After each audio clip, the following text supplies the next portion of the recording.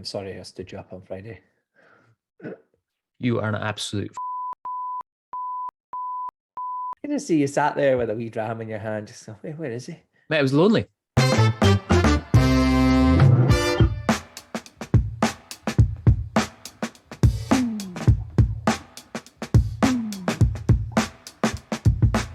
This week we're going to have a right good look at Aussie whiskies. So you have to ask yourself, I suppose, don't you? Have to have a right good think about it. Do you still watch Neighbours? Do people still watch that? I don't know. Or do you remember, watching it after school when you were younger?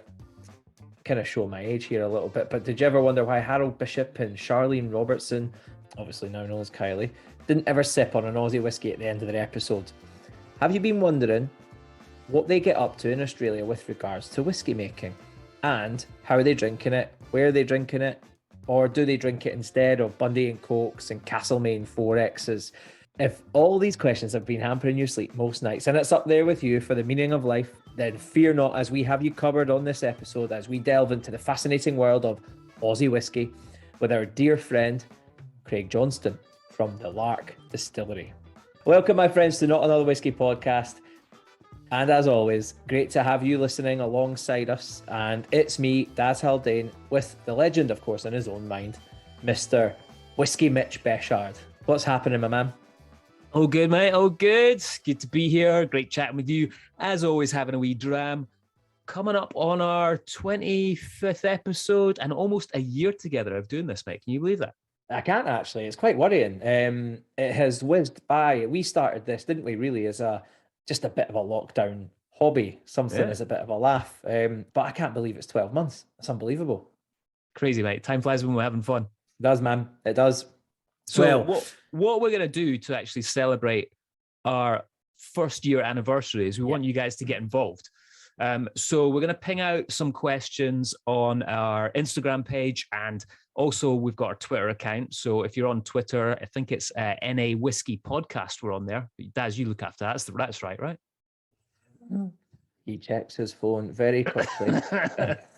So anyway, while Daz checks that, I do know we are on Instagram as Not Another Whiskey Podcast. So fire us over some messages, some questions that you want to ask us about the show. And it can be absolutely anything you want to ask us, and whether that's relating to whiskey or what kind of underpants Daz wears. However, that might be a little bit of a dodgy road to go down, so I don't know if you want to do that.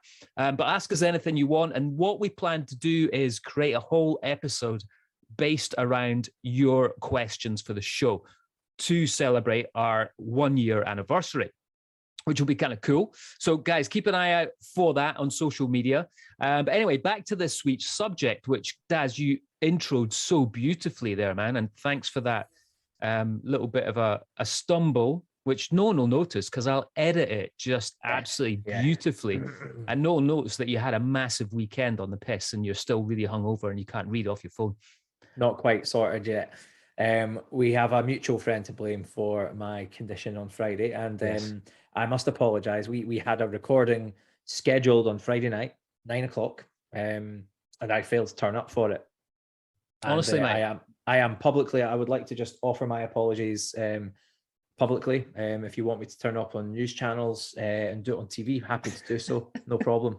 Do you know what? I was actually sitting on Friday night. I said to you earlier that I had everything set up, but I totally lied. I didn't, because I texted you, and when you didn't reply, I was like, I know he's forgotten about this and he's doing something else. So I just sat and I was just hanging out with my daughter, and we were just like playing Xbox and stuff. And I was like, he's not going to record tonight. So don't feel that bad, mate. But you should feel bad, but not that bad. I feel bad, and I can't believe you're letting me off the hook for telling me that you weren't set up. I had it in my head that you had the microphone out, you had your little glasses all lined up, ready for tasting notes out. But yeah, I mean, talking about the subject that we're meant to talk about on Friday, Australian whiskey, and for me, I've been keeping close tabs on this because I actually lived in Australia for a while, almost just over a year. Daz, I know you spent about 8 weeks over there. So for me, Australia has always been kind of close to my heart and something that I've been watching with interest to see how they're going whiskey-wise. And obviously, we've got our good friend Craig that was over recently, and you chatted to him. So, we're going to get into that in just a second. But, I think I wasn't aware of it, mate, when I was over in Australia. I was too young I was about 18 or 19 at the time, and I wasn't really that interested in whiskey. So, at that point in my life, it was totally different. And I didn't really see a lot of it, actually, quite a lot of Aussie beers, but I was up in Queensland. So my mates up there, I know a few of them do listen to the podcast and kind of follow our whiskey journeys and stuff like that. Mate, they're basic boys. They like beer. They like hot weather. That's all. And a bit of rugby, mate. That's it. And Bundy and Coke, no ice. Smash it, from a shoe. That's the game. So, I think it's one of those. That was my experience of Australia back then. But over the years, when I spent a bit of time in Asia, I did see quite a few of the Aussie whiskey guys just over time. I met the guys from Heller's Road. I met Martin Eber, who's based out in Hong Kong. He runs a brilliant whiskey blog called A Time for Whiskey. And he's pretty well connected with the Aussie whiskey guys. So I met through him David Vitale from Starward. Matty Follen also works there as well. So I have been keeping a kind of eye on it. But when I got, obviously, and with Craig being over there, Scottish guy, basically grew up, at the Glenkinchie Distillery. His dad works there. He worked there as a guide when he was younger.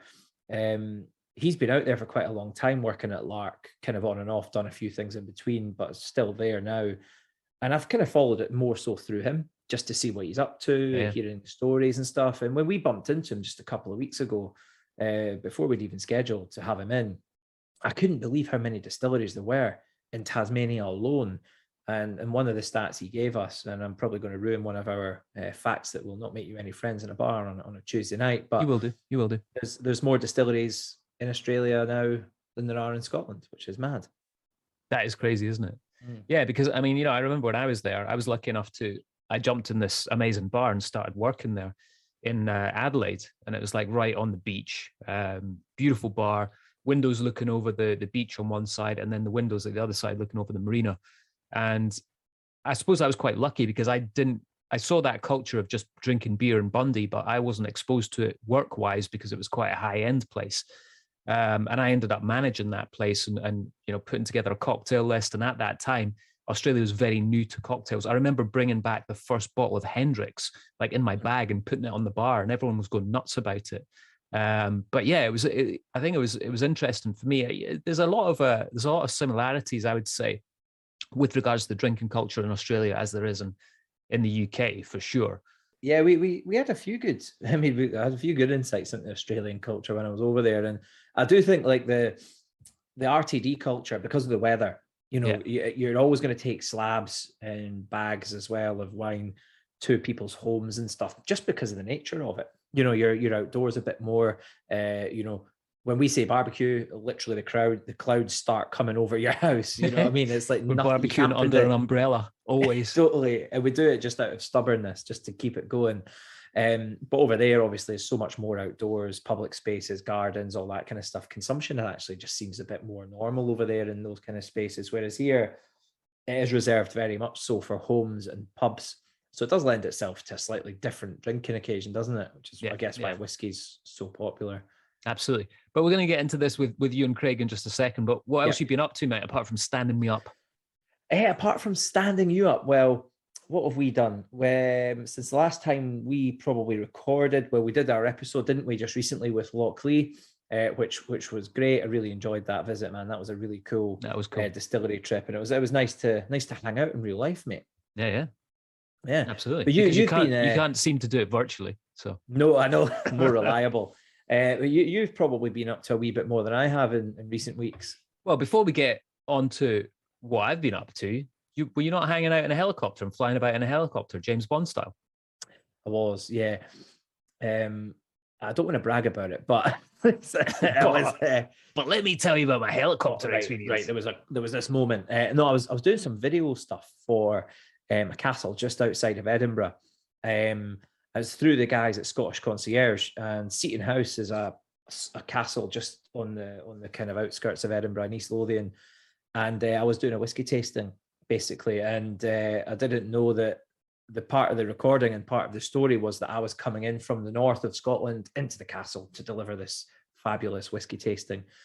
So when we got there, there was a helicopter there, and it took me up, whizzed me around, and I got filmed walking off of it. So when the footage comes back, I'll send you a really stunning video of me looking very Daniel Craig like, hopping off a helicopter as the rotors go on above me and I make my way up to the whiskey tasting. So it wasn't your normal Thursday evening, I must say, but it was a good laugh. Nice, mate. Nice. Look forward to seeing that. I'll send you it. So while you're buzzing about in helicopters, I was getting pissed on by the Scottish weather in a tent over on Islay. I loved my message to you is make sure you send over a couple of videos. So I'll put them up on social media, and you basically just told me to piss off. So to put it into context for everyone that's listening, I planned this 3-night bike packing trip around Islay and Jura, which was absolutely amazing, right? I have to say, it's the best thing I've ever done on a bike.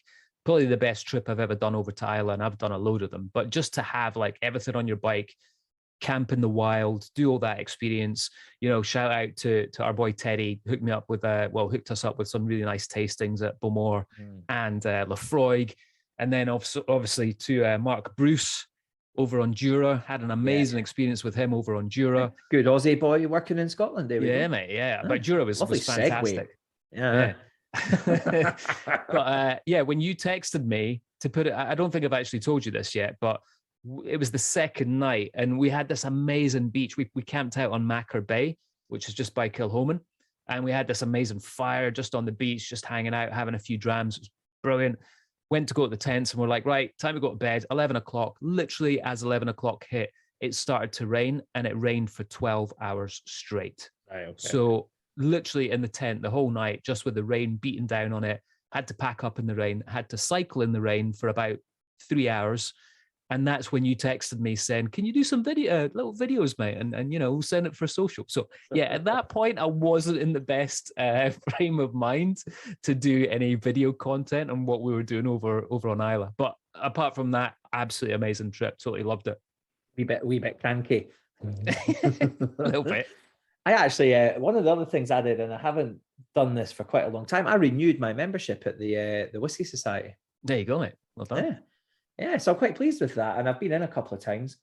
We're hopefully going to nail down that as a venue as well for a little session later on in the month, mate, which should be fun. Yeah, a little our Not Another Whisky podcast live event is actually going to happen, so that's good. We did an episode in our 11th episode. We touched on world whiskies, and we sort of jumped around a lot: Taiwan, Japan, Tasmania, Sweden, and we did an episode actually on the back of that on India specifically. And I felt it'd be a brilliant opportunity to dive a lot deeper into Tasmanian whiskey. And an old pal, an old industry friend, Craig Johnstone, has been heavily involved in Tasmanian whiskey now for a number of years. And Craig started his career in Scotland and ended up over at the Lark Distillery, and Craig actually ended up back in Scotland recently, and we managed to catch up, and we thought it'd be a brilliant opportunity to hear more about Tasmanian whiskey, and we know Australian whiskey particularly is one of the most exciting categories that there is at the moment, hearing loads of great things, and even I was surprised actually just at how many distilleries there are now in Tasmania when we caught up with Craig just a week or so ago. So we've got Craig Johnstone here from the Lark Distillery to keep us right and to give us an update on himself, on what's happening in Tassie at the moment, and just to have a couple of drams, to be honest. So how are you, Craig, mate? Welcome. Thanks, Daz. It's a pleasure. Nice bit of serendipity to be in the same time zone for once. I know that's it. It's not late at night or early in the morning for anyone. Yeah, mate. So you're back in Scotland, just mooching around for a bit, seeing family, catching up with some whiskey people. How's it been?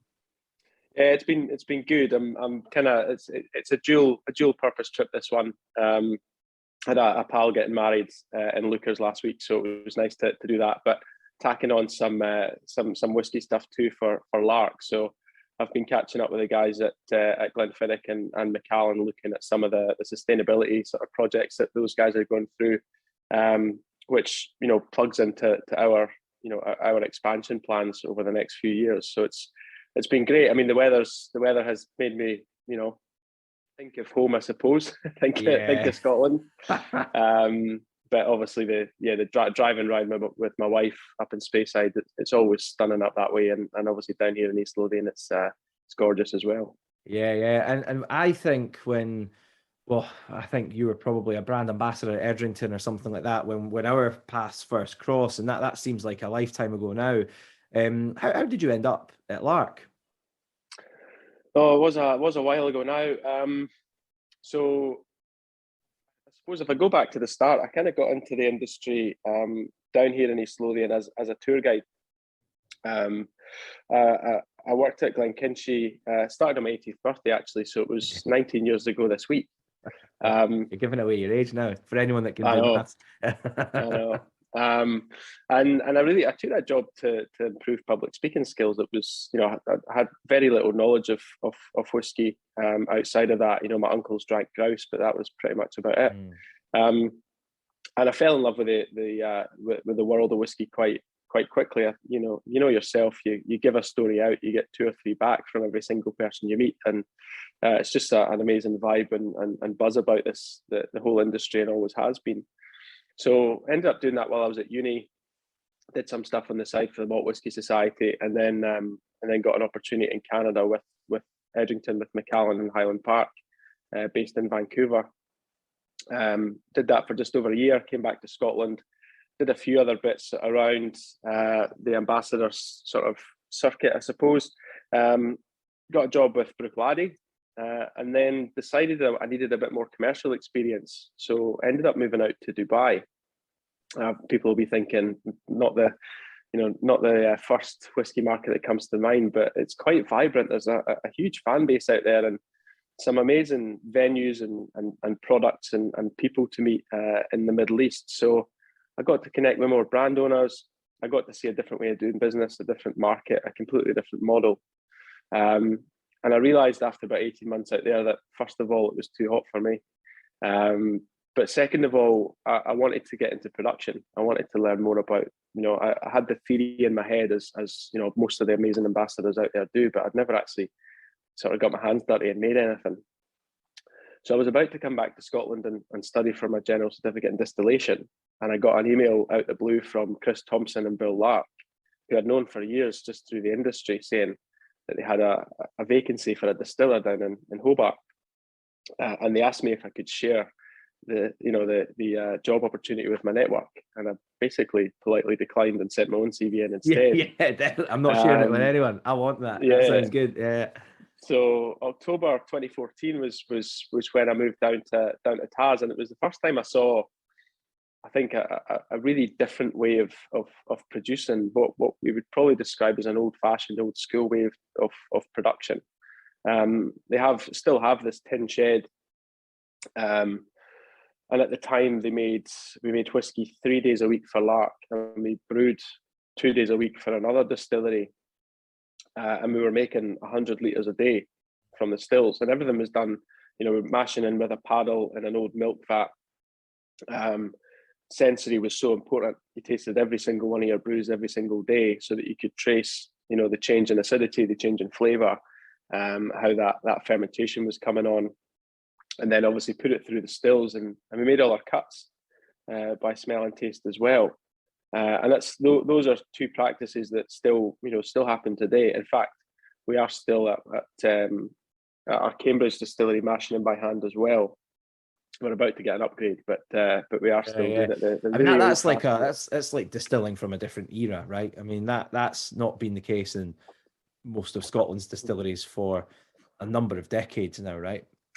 Yeah, and I think I was lucky in that my sort of exposure to production was so kind of rudimentary, because you do then start to connect the dots. You start to learn what happens. Every spring and every autumn, for example, our wash would go sulfury as the bacteria kind of changed in the distillery. The bacterial cultures would keep the good stuff and get rid of the bad stuff. And when they were having that stress in the change of seasons, things actually started to smell and taste differently. What's been really, I think, amazing is watching the advancement of that over the last 7 years as we've expanded.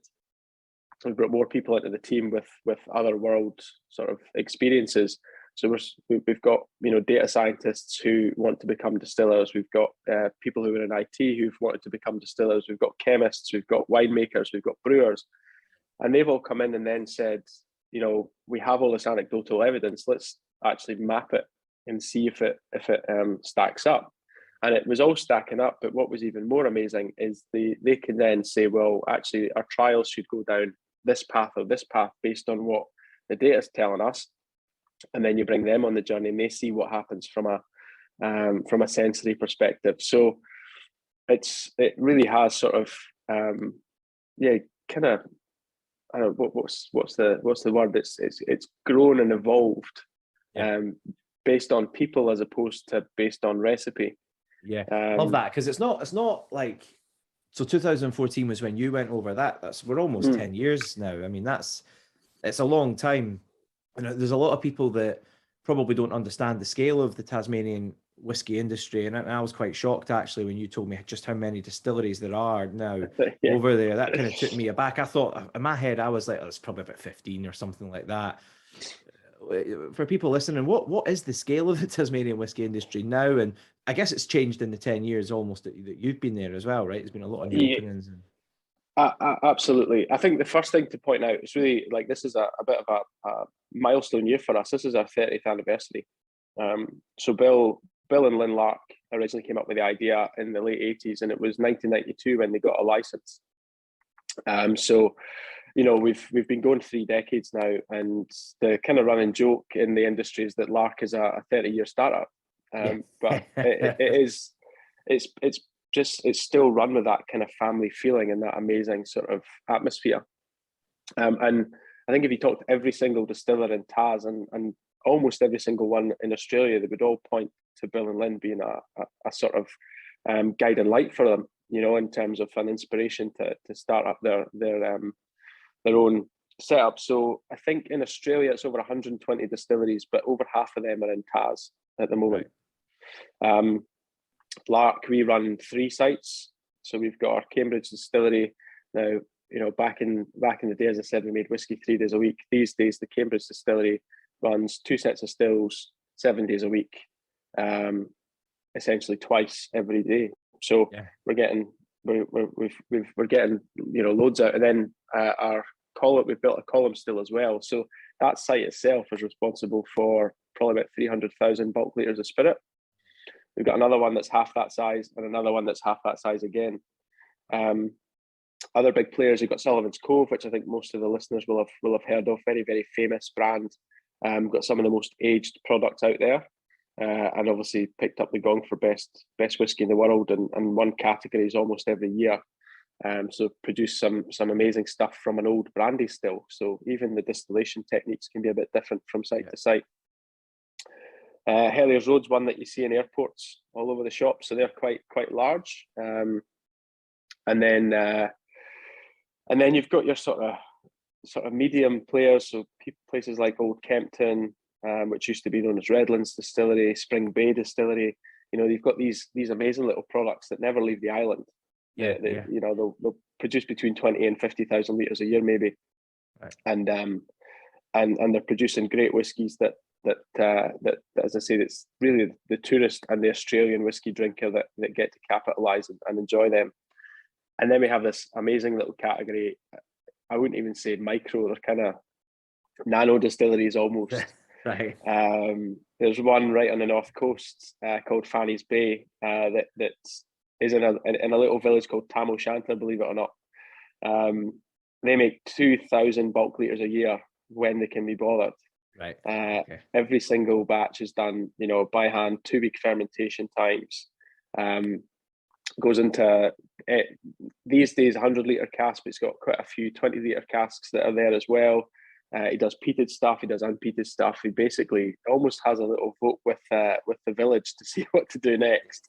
And it's great that can exist, because like small scale distilling in such a kind of emotional, almost mood driven way is something that we don't really see a lot of in Scotland, certainly in whiskey, right? We're just not set up like that anymore. And listening to you talk about the different distilleries, what I do see is there's a lot of respect, and there's a lot of interest in what other people are doing here in Scotland. I'm getting the impression the community's quite tight over there as well. Is everybody kind of, with the tide all ships rise? Is it that kind of mindset, or is there a wee bit of industry politics to navigate at times.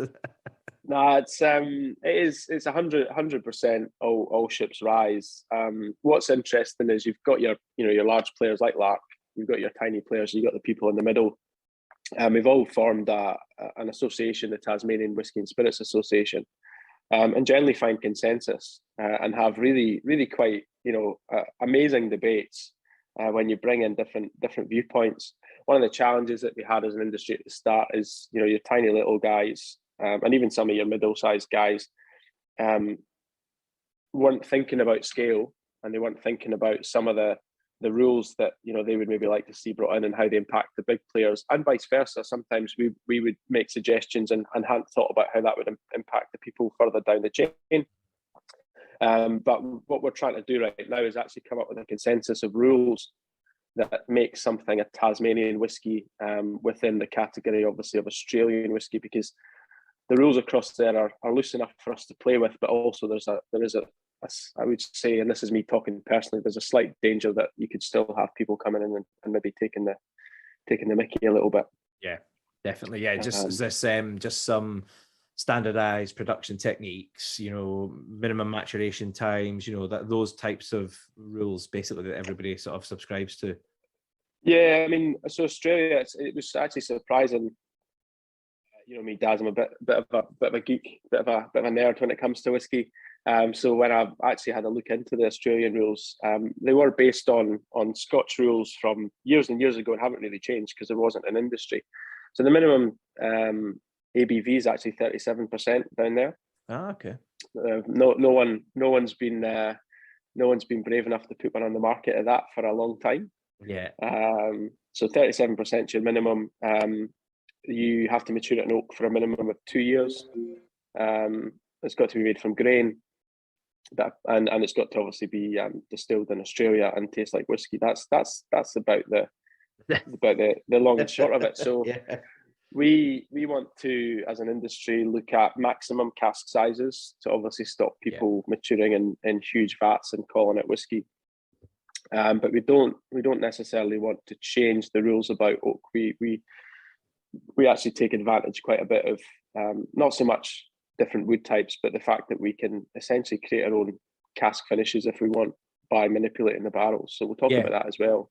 Oh, definitely, because you've given me a sample, a Christmas edition that is mental.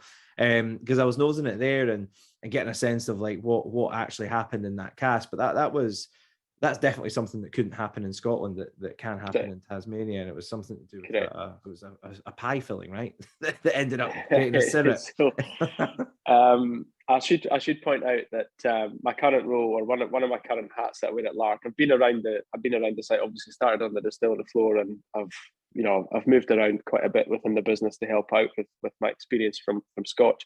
But right now, probably the most fun part is wood management, looking after the wood policy. And I think what's quite interesting is, we, like Scotland, like the Scotch industry, people will be familiar with, we can buy ex casks, and we often do. We actually have access to the oldest tawny casks in the world. So some of the oldest oak, and definitely some of the oldest contents. Again, a lot of folk won't know this, but Seppeltsfield in South Australia has the longest unbroken lineage of fortified wine in the world. Yeah. They have every single year from 1887 to this year in tawny, and Lark every year will get, or not every year, whenever one's available, we'll get an empty 100-year-old cask, which is either held tawny or tokay, or one of their fortifieds. So we have access to some of the greatest traditional style oak. But the way that we like to think, we don't want to be mimicking Scotland. We don't want we want to make Tasmanian whiskey a bit like New World versus Old World wine. So we've taken it upon ourselves to try and create our own style of casks as well. And that's where the fruit mince pie finish comes in. It was when you said it, I was like, no, so it just tastes like that. You're like, no, actually we've used it. This is, our head distiller, Chris, he's been with Lark 15 years now. So after Bill and Lynn, the longest serving employee there, and he started on the bottling line. And when I went across, he was the distillery manager, so he was essentially my first sort of exposure to making whiskey this way. And now he is fully in finished goods and on the leadership team, and really just brings an incredible energy and way of looking at whiskey to the forefront. And he's always looking for ways to create flavor-driven and flavor-led experiments. But this is one that 3 years ago, the winery, the vineyard next to us, is run by a French guy called Alain.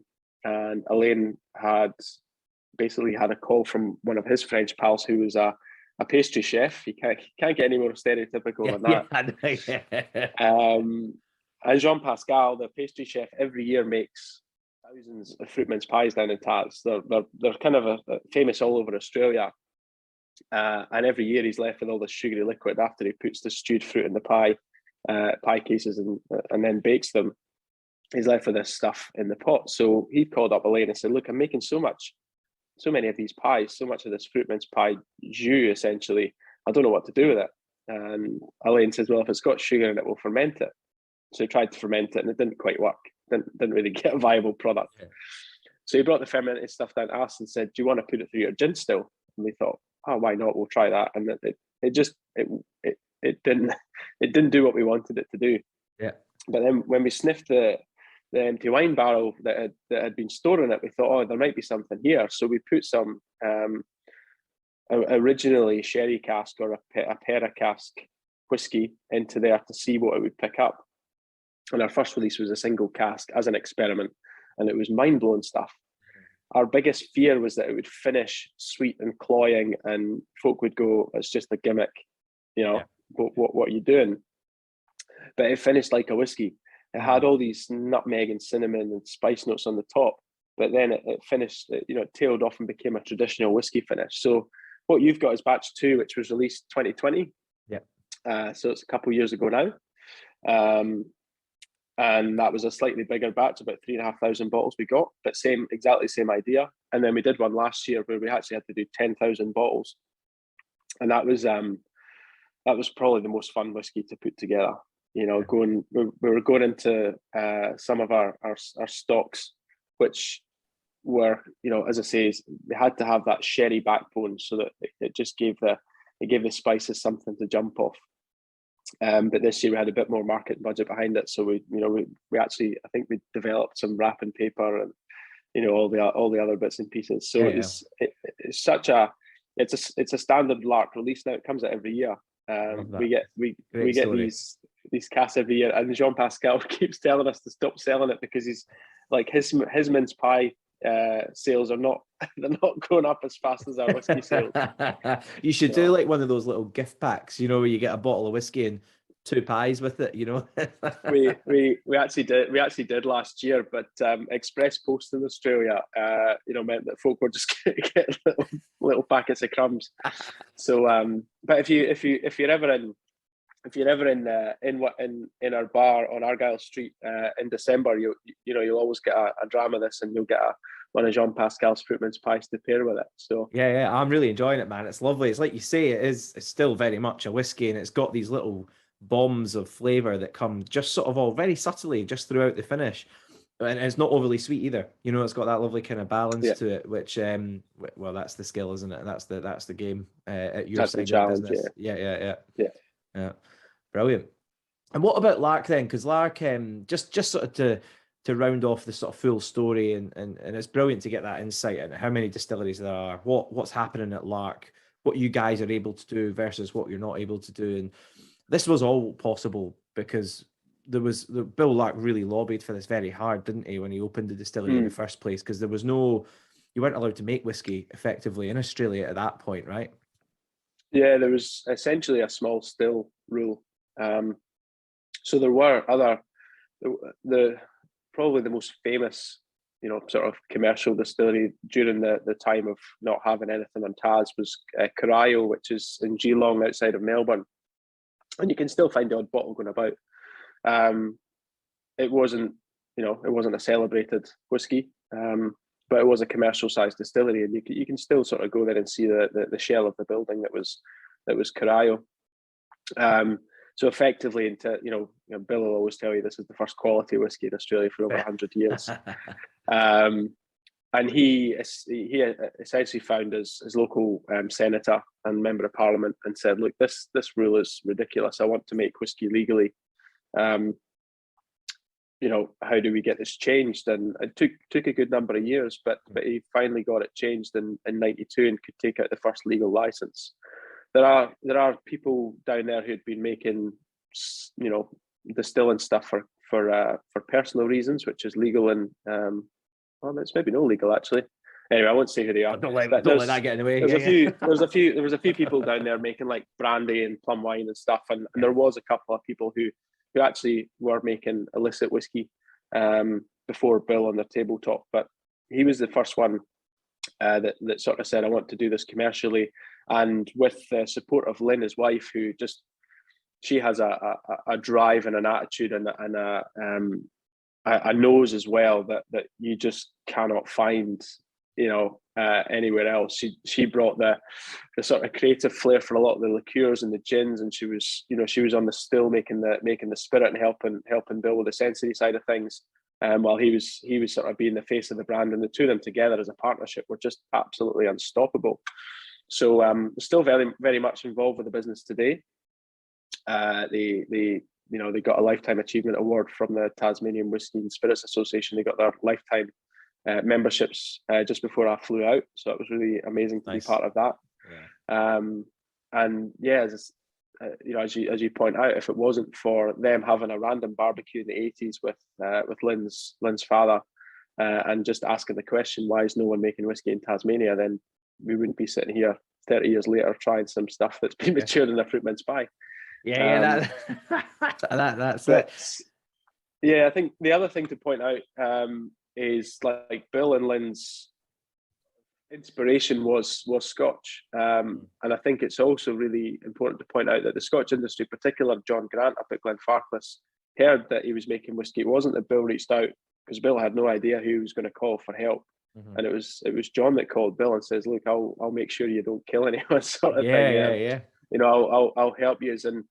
And that relationship and that connection with Scotland allowed them to then build the flavour profile they wanted to go for. So, they wanted a little bit of smoke, a little bit of peat, fortified, driven, quite a robust, oily spirit. And that has, that has been the Lark DNA in our classic cask range, for 30 years, and it will continue to be as long as we can get the casks and get the quality ingredients to do that. So there's still as I say, a very much an inspiration and shining light for the production team, which is great. Yeah, no, definitely. What about yourself then, man? What's next for Craig Johnstone? You're looking after the casks. You're involved with the production and the creation of new products.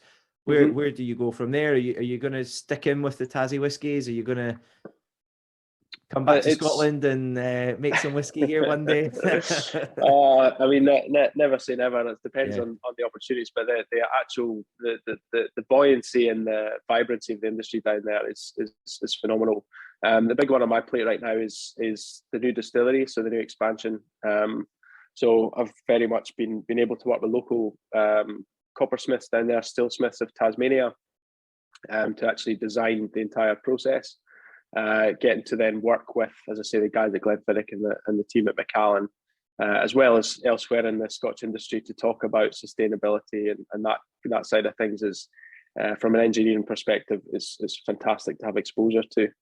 We're leading me personally, I love the sustainability aspect. So we've got our carbon neutral credentials. We've got some credits this year and last year. And we're trying every single year to drive down our carbon footprint per litre. So there's so many exciting things going on. There's so much still to do in Tassie that I'm extremely happy. I'll always take a trip back. I'll always come back and say hello. But as I say, for the foreseeable future, it's Lark in Tasmania, which is cool. Yeah. No, that's good, man. I mean, listening to you, and I can see you on the screen as well. There's a smile on your face, when you're talking about these things. Certainly the looking forward piece, the sustainability, the development of new distilleries, the ability to go out there and make these decisions on wood and things. you know, it's an exciting time, obviously, and it looks like you're thriving, and it's great to see, mate. Yeah, absolutely brilliant. No, it's fantastic, and I think the only thing I would say, you know, there's loads of folk who've been to Australia. Every single person I meet, I've been to Australia. I never got down to Tas. My advice is change that trend. Like, it's an hour and a half flight from Melbourne, and when you jump in the cab from the airport and you come over the crest of the hill and see Mount Wellington in the background, you sit there and you go, oh, this is a pretty special place. Yeah. So it's definitely come and say hi to the Lark team anytime any of the listeners are across. Nice. Quality, mate. Thanks so much, man. Oh, pleasure. Cheers, Daz. See you, mate. Cheers. A nice insight as to what's going on in Australia right now. He's worked there for ages, and he really does know it inside and out, and he's seen it grow and change and develop. So, yeah, brilliant to have Craig on, mate. Much appreciated, and thanks for making the time, because he was just over for a week or 10 days, you know, and he had a lot of family to see, some work to do whilst he was over as well. So, no, great, brilliant, really, really interesting. Now it's time for some interesting whiskey facts that definitely won't get you any new friends on a Friday or Saturday night while standing in a bar. Might work on a Monday or Tuesday though. So Daz, get this, right? You mentioned it earlier a little bit on in the show, but when we look at the entire drinks category in Australia, as of December 2021, there were 333 registered distilleries in operation in Australia. Obviously, not all of them making whiskey.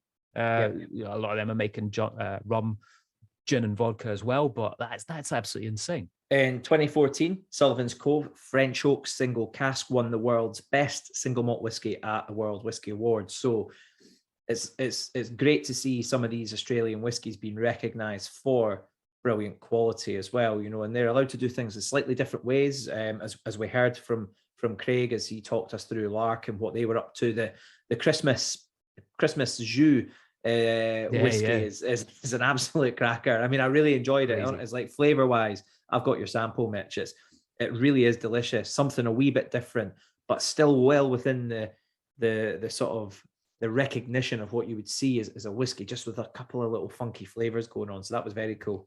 So Daz, can I ask, you know, saying you've got my sample, have you now got a whole cupboard of Mitch's samples that you still haven't given me yet? Because I think this is about number 4, maybe 5 now. Yeah, I've still got your Ardbeg as well. This is crazy. So I mentioned 333 registered distilleries in operation, and Craig talked about this a little bit with Bill Lark, really kind of opening this whole antiquated law up with regards to distilling in Australia.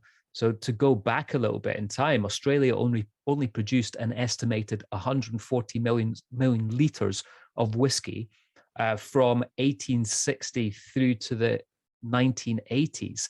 Now, I say only 140 million litres. To put that into perspective, we've got a distillery called Girvan in Scotland, and that comfortably produces well over that in a year. So that amount of whiskey is hardly anything over that period of time, you know. New South Wales banned the production of spirits from 1976 to 1822 due to mass consumption.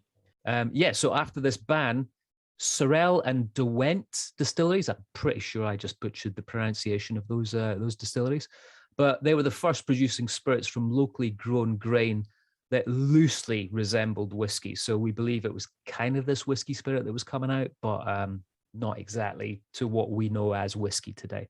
And there you go. That's your interesting facts about Australian whiskey. Cheers. No, it was good. I learned a lot from Craig. I didn't learn anything from you in that episode. Do your best Aussie accent, mate. The next episode is Aberfeldy. How is that? Read the rest of it. I'm not very good at it. Maybe. Next episode is Aberfeldy, mate. And we've got India. She's going to join us to talk to us about what's been happening up there, up at that Highland distillery. We tasted some whiskies with her. We met her live as well, which was really, really cool. So, yeah, looking forward to hearing that one. And before we go, and Mitch, I'm sure you'll remind everyone, remember to ask us some questions about our first year's anniversary. Get the questions in, guys. So we've got a whole episode worth of questions from you guys. We're like we alluded to earlier on as well. We're also doing our first ever live episode of this, and this is going to be brilliant. been working hard on this week, actually. And we're going to invite 2 lucky people to the tasting. This is going to be in Edinburgh. It's going to be on May the 12th. So you've got to be available for that. Again, so keep your eyes peeled to, we're probably going to do that on Instagram, give away 2 tickets. It's going to be a really cool tasting. We're going to do it at the Scotch Malt Whisky Society. And we've got the Silver Fox that is Mr. Mark Thompson from Glenfiddich joining us for that as well. So again, stay tuned to our social media channels to have a chance of winning 2 places on that tasting, guys. But mate, I think that's about us. I think we've kind of knocked it on the head with regards to Aussie whiskies there. We're all good, man. Before we close, you want me to do an Aussie accent? Yeah, I do. Oh, yeah, mate. Well, that's us all done, mate, for our episode on Aussie whiskies, bud. Oh, what the fuck? Right, I'm going. Bye.